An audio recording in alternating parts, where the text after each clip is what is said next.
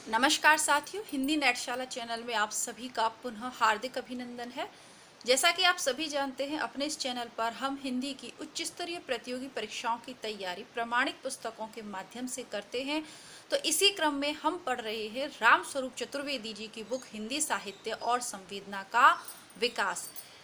आप सभी जानते हैं कि आपकी जो असिस्टेंट प्रोफेसर लेवल की परीक्षा होती है, आप भारतवर्ष के किसी भी राज्य से दे रहे हो, उससे फ़र्क नहीं पड़ता। और जो नेट एग्ज़ाम आपका आयोजित होता रहता है हर 6 महीने में, उसके अंतर्गत यह जो पुस्तक है आपके लिए बहुत ही उपयोगी साबित होगी।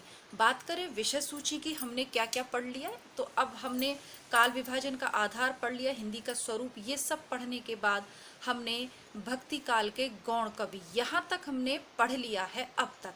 जैसे कि यदि आप पहली बार इस वीडियो को देख रहे हैं तो प्लेलिस्ट चेक करिएगा, राम स्वरूप चतुर्वेदी की बुक है ना, हिंदी साहित्य और संवेदना का विकास, इसी नाम से प्लेलिस्ट बनी हुई है। प्रयास रहेगा डिस्क्रिप्शन बॉक्स में मैं लिंक दे पाऊँ आपको, दे दूंगी, चेक कर लीजिएगा। आज हम प्रारंभ करेंगे रीतिकाल से। रीतिकाल की जो पृष्ठभूमि है उसमें पढ़ेंगे हम भक्ति काल का रीतिकाल में रूपांतरण कैसे हुआ, है ना। भक्ति काल से रीतिकाल ऐसा तो नहीं है कि आज भक्ति काल था कल से रीतिकाल का प्रारंभ हो गया, नहीं। इसका रूपांतरण किस तरीके से हुआ उसे आज की कक्षा में हम समझेंगे, ठीक है। तो पूर्व के इतने हम पढ़ चुके हैं। और यह बुक की क्या उपयोगिता है इस बुक की, तो आप पुराने पेपर उठाकर देख लें, चाहे नेट का या आप जिस भी राज्य से असिस्टेंट प्रोफेसर दे रहे हो तो उसमें आपको मालूम चल जाएगा। बाकी आप प्लेलिस्ट से पढ़ेंगे या आज की कक्षा को आप पढ़ेंगे तो मालूम आपको स्वयं ही चल जाएगा। एक ही बात को मैं 2-3 बार रिपीट कर रही हूँ। अब क्यों कर रही हूँ इसको आगे बात करेंगे। आइए कक्षा को प्रारंभ करते हैं। रामस्वरूप चतुर्वेदी जी लिखते हैं कि भक्ति और श्रृंगार की विभाजक रेखा सूक्ष्म है। भक्ति की अनुभूति की सघनता को व्यक्त करने के लिए बहुत बार राधा कृष्ण के चरित्र और दाम्पत्य जीवन के विभिन्न प्रतीकों का सहारा लिया गया। कबीर जैसे बीहड़ प्रकृति के कवि भाव विभोर होकर कहते हैं, हरि मोरा पीयू में हरि की बहुरिया। भक्ति संबंध की निकटता को व्यक्त करने के लिए तुलसीदास जैसे मर्यादा प्रिय कवि को भी रामचरितमानस का प्रबंध संपन्न करते हुए एकदम अंतिम दोहे में सब कुछ कह लेने के बाद काम ही नारी प्यार जिमे जैसी उपमा ही सूझी। अब ये जो काम ही नारी प्यार जिम है, ये उत्तरकांड का है। उत्तरकांड लास्ट है, उसका 7 कांड है रामचरितमानस में, उत्तरकांड। और उत्तरकांड हम अपने इसी चैनल पे पढ़ चुके हैं। और जब पढ़ाया था तब भी मैंने कहा था कि किसी भी रचना का जो अंतिम और पहला श्लोक है, दोहा है, पद है, जिसमें भी वो रचना करी है या गद्य का उसको आप जरूर ध्यान से देखें, परीक्षा में पूछा जाता है, ठीक है। तो अगर आपने वहां ध्यान नहीं दिया तो रामस्वरूप चतुर्वेदी जी यहाँ आपको ध्यान दिला रहे। पहला तो वंदे वाणी विनायकों वाला उसका श्लोक है रामचरितमानस का, अंतिम यह है। तो कहना पड़ा, पूरा मैं आपको बता देती हूँ। काम ही नारी प्यार जिम लोभई प्रिय जिमि दाम तिमि रघुनाथ निरंतर प्रिय लागहु मोहे राम। जिस प्रकार एक कामी व्यक्ति को नारी प्रिय है, काम ही नारी प्यार जिम लोभई प्रिय जिमि दाम, और लोभी व्यक्ति को जिस प्रकार दाम अर्थात पैसा प्यारा है, रुपए प्यारे हैं, उसी प्रकार हे प्रभु निरंतर मुझे राम प्रभु आप मुझे प्रिय लगो। तो ये पूरा दोहा है। आगे पढ़ते हैं। कालांतर में राधा कृष्ण के चरित्र अपने रूप में हट गए और वो महज दाम्पत्य जीवन के प्रतीक रूप में अवशिष्ट रह गए। यानी कहने का तात्पर्य है कि राधा कृष्ण का प्रेम जिस उदात्त भूमि पे था, जो उसकी उत्कृष्टता थी, वो सब नष्ट हो गई। बाद के कवियों के साहित्य में वो क्या रह गए, केवल दाम्पत्य जीवन का प्रतीक रह गए। जबकि उनका जो प्रेम है दाम्पत्य जीवन वाला प्रेम है ही नहीं, वहाँ तो त्याग और निस्वार्थता की इतनी बड़ी, उसको जाने कैसे कृष्ण काव्य के कवियों ने छोड़ दिया, मतलब उसको क्या कहें, ये कहें कि उसको व्यक्त नहीं कर पाए। प्रेम और भक्ति की संपृक्त अनुभूति में से भक्ति क्रमशः क्षीण पड़ती गई और प्रेम का श्रृंगारिक रूप केंद्र में आ गया। भक्ति काल के रीति काल में रूपांतरण की यही प्रक्रिया है। धीरे धीरे क्या हुआ, भक्ति की भावना तो क्षीण पड़ गई और श्रृंगारिक रूप केंद्र में आ गया, ठीक है।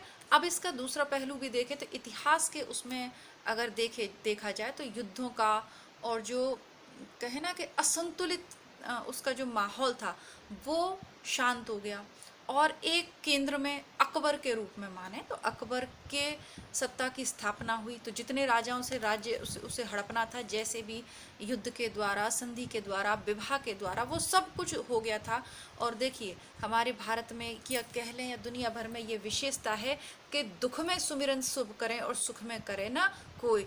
जब चीज़ें कष्टकारी थी तब तो ईश्वर को याद किया जा रहा था, लेकिन अब ऐसा नहीं है कि ऐसा ही हुआ, लेकिन कारण थोड़े थोड़े अब समाज में स्थिरता आ गई, अब सब कुछ चीज़ें शांत हो गई, युद्ध वगैरह से जनता को मिल गया, एक अच्छा शासन उसे मिल गया, तो फिर वो भूलकर दरबारी काव्य लिखा गया। अब राजाओं को भी लड़ना तो था ही नहीं, है ना, लड़ना तो था ही नहीं, क्योंकि अकबर की आधीनता स्वीकार ही कर ली थी सभी ने लगभग। तो करना क्या है, सुरा और सुंदरी का पान करना है। तो इस तरीके से जो पृष्ठभूमि मैंने आपको इसलिए बताई है ताकि आपको अच्छे से समझ में आए कि क्यों भक्ति काल से उसका जो एक और कारण रहा वो ये रहा, सत्ता उसको आप देख पाए। एक्चुअली ये टाइम मेरा वीडियो बनाने का है नहीं, सुबह का टाइम है और थोड़ी सी थकावट रहती है, तो उस वजह से क्या है कि कई सारी परेशानियां रहती हैं। चलिए मैं आपको फिर भी पढ़ाती हूँ, क्योंकि इसका वीडियो हमारा 2-3 दिन से नहीं आ पा रहा है। तो जो विद्यार्थी हिंदी साहित्य और संवेदना का विकास बुक पढ़ रहे हैं या जो वास्तव में तैयारी कर रहे हैं उनको हानि नहीं हो, इसलिए मैं सुबह के समय ये वीडियो बना रही हूँ ताकि टाइम से आपके पास पहुँच जाए। खैर आगे बढ़ते हैं, आपको समझ में आ गया होगा। तो भक्ति काल से रीति काल का रूपांतरण जो रामस्वरूप चतुर्वेदी ने बताया है वह भी समझ में आया होगा, और जो तथ्य मैंने आपको बताए वह भी समझ में आए होंगे। आगे बढ़ते हैं, और अच्छा लगे आपको चीज़ें समझ में आए तो वीडियो को लाइक और शेयर ज़रूर करें।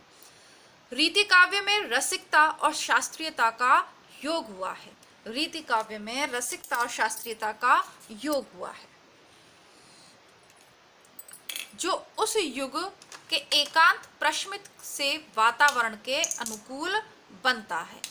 जो एक मैं इसको हाईलाइट कर लूं, रीति काव्य में रसिकता और शास्त्रीयता का बोध हुआ है, जो उस युग के एकांत प्रशमित से वातावरण के अनुकूल है।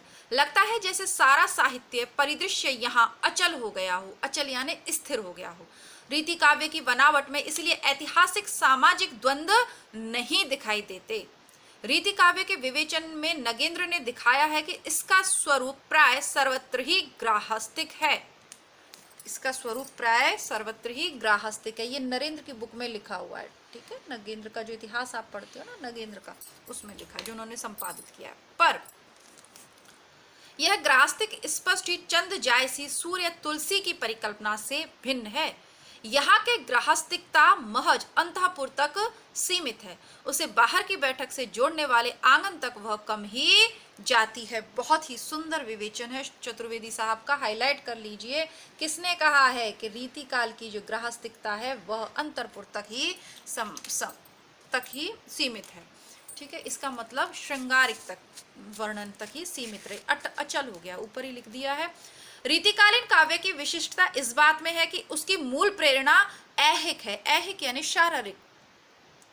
भक्ति काल की ईश्वर केंद्रित दृष्टि के सामने इस मनुष्य केंद्रित दृष्टि का अंतर साफ समझ में आता है। रीतिकालीन काव्य की विशिष्टता क्या बता रहे हैं रामस्वरूप चतुर्वेदी की, उसकी मूल प्रेरणा ऐहिक है। आपसे पूछ ले रीतिकाल की प्रेरणा कैसी है, तो ऐहिक है, आध्यात्मिक नहीं है। और तब उस दृष्टि की मौलिकता और साहसिकता भी की समझ भी आती है। आदिकालीन कवि ने अपने चरित नायक को ईश्वर सदृश महिबान अंकित किया। भक्ति काल में ईश्वर की नर लीला का चित्रण है और रीति काल में कवि ईश्वर और मनुष्य दोनों का मनुष्य रूप में चित्रण करता है। यहाँ भक्ति काल और रीति काल की प्राथमिकता के बीच अंतर स्पष्ट दिखाई देता है। भक्त कवि तुलसीदास लिखते हैं, कवि ना हो नहीं चतुर कहावहु मति अनुरूप राम गुण गावहु, कि मैं चतुर नहीं कहलाना चाहता, मेरी तो जितनी मति है उसके अनुसार मैं ईश्वर के गुण गाना चाहता हूँ। पर आचार्य भिखारी दास जो रीति काल के प्रारंभ में क्या कह देते हैं, आगे के सुकवि रीझ हैं तो कविताई, न तो राधिका कन्हाई सुमिरन को बहानो है। आगे के रीझ कवियों को यदि अच्छा लगे तो कविता मान ले, नहीं तो राधिका कान्हा के स्मरण का बहाना मान ले। ये शुक्ल की बुक में से आपको मिल जाएगा, यहाँ भी दिया हुआ है पर वो भी वहाँ पर भी दिया, वो पूरी प्लेलिस्ट में उपलब्ध है, रामचंद्र शुक्ल की बुक। सबसे पहले आप उसे पढ़िएगा। यदि हिंदी साहित्य को समझना चाहते हैं तो हिंदी साहित्य का सरल इतिहास हिंदी बुकशाला चैनल पे है, फिर रामचंद्र शुक्ल की बुक इसी चैनल पे हिंदी नेटशाला पर, और उसके बाद ये बुक पढ़ें आप। एक के लिए ईश्वर भक्ति प्रधान है और राम का गुणगान प्रमुख उद्देश्य है। इस प्रक्रिया में कविता भी बन जाए तो अच्छा है। दूसरे के लिए कविता रचना प्रमुख है, यदि कविता न बन सके तो लाचारी में उसे राधा कृष्ण का स्मरण मान लिया जाए। स्पष्ट रीतिकालीन कवि का आत्मविश्वास अपने कवि क्रम में स्पृहणीय है, परिणाम पर तो किसी रचनाकार का वश नहीं हो सकता। ऐसी स्थिति में रीतिकालीन कवि कर्म भक्ति काल की तुलना में सजग हो जाता है। रीतिकालीन काव्य विशेषतः रीतिबद्ध काव्य में भाषा के प्रति दृष्टिकोण बदलता है। दरबारी वातावरण के समानांतर भाषा अब कृत्रिम और अलंकरण प्रधान हो जाती है, या ये कहना चाहिए छंद प्रधान हो जाती है।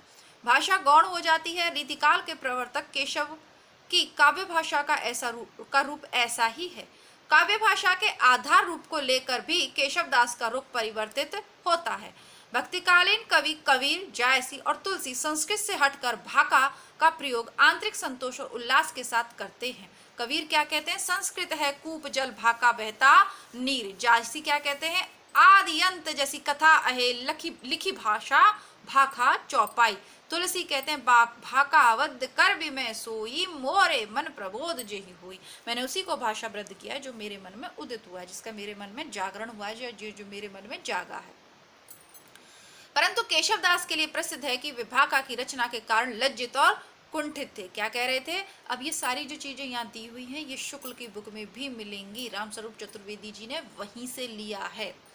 भाका बोली न जानही जिनके कुल के दास, भाका कवि वो मंदमती ते ही कुल केशव दास। जिनके कुल के दास लोग भी भाका नहीं बोलते, संस्कृत बोलते हैं, तो उस केशव दास को भाका में रचना करना सही नहीं लगता था। मतलब ये ठीक है कि रीतिकाल के प्रवर्तक कवि की यह कुंठा आगे के कवियों में शमित हुई और उनकी काव्य भाषा में सहज प्रवाह है, पर अलंकरण का मोह फिर भी बना रहा। घनानंद अथवा ठाकुर जैसे स्वच्छंद प्रकृति के कवियों ने रीतिकालीन भाषा के जड़ीभूत होते हुए रूप के प्रति विद्रोह किया और काव्य भाषा की रचनात्मक ऊर्जा को फिर से उन्मुक्त करने का प्रयत्न किया, पर भाषा की यह मुक्ति व्यक्तिगत कवियों में ही संभव हो पाई है।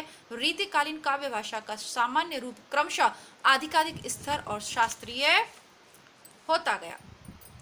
रीतिकालीन भाषा के क्रमशः जड़ होने के पीछे एक कारण यह भी था कि जहां अन्य युगों में काव्य भाषा के कई आधार कवियों को विकल्प रूप में सुलभ थे, खड़ी बोली, ब्रजभाषा, अवधि, वहां रीतिकाल में आकर काव्य भाषा का एक ही आधार प्रतिष्ठित हो गया, ब्रजभाषा। आप जानते हो रीतिकाल का ज्यादातर साहित्य ब्रजभाषा में ही है।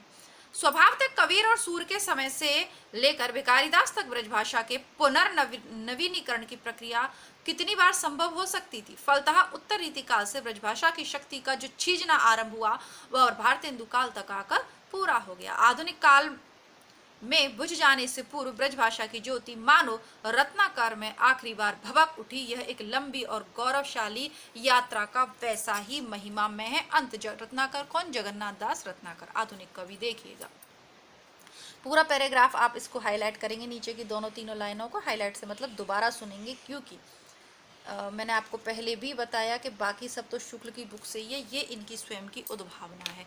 नगेंद्र क्या कह रहे हैं, शुक्ल क्या कह रहे हैं, उस सब के बाद इनकी जो मौलिक उद्भावना है वो यह है। फलतः उत्तर रीतिकाल से ब्रजभाषा की शक्ति का जो छीजना आरंभ हुआ, यानी छीजना यानी कम होना आरंभ हुआ, वह भारतेंदु काल तक आकर पूरा हो गया। आधुनिक काल में बुझ जाने से पूर्व ब्रजभाषा की ज्योति मानो रत्नाकर में आखिरी बार भभक उठी। एक लंबी और गौरवशाली यात्रा का वैसा ही महिमा में है अंत। इसी के साथ इस कक्षा को देखिए थोड़ा और पढ़ लेते हैं। रीतिकाल में कविता अधिकांशतः धर्म से, रीतिकाल में कवि, एक मिनट में नीचे कोई आया, मैं एक मिनट इसको पूरा करती हूँ, थोड़ा मैं देख लूँ, क्योंकि कई बार बंदर आपका बहुत बोल वाला है, सामान उठा कर दे दिया।